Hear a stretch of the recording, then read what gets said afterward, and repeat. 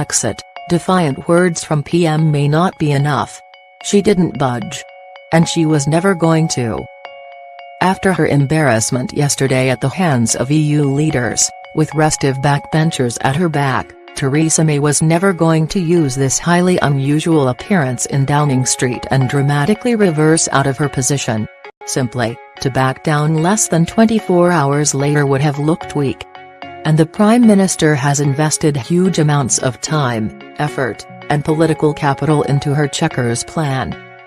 Ministers never believed that it would be the precise form of the final agreement. But Number 10 believed that in good faith, they had put something credible on the table for discussion. She has already lost 2 cabinet ministers over the compromise, and endured weeks of attacks from different wings of her party, so one, albeit, highly embarrassing diplomatic bust-up was not going to force her to back down. Her anger was visible though today, explaining again why she believes the 2 familiar post-Brexit trade options, Norway and Canada, cannot, and will not work for the UK. And she called for respect from the EU. Throughout this process I have treated the EU with nothing but respect, the UK expects the same. A stern tone, strong words.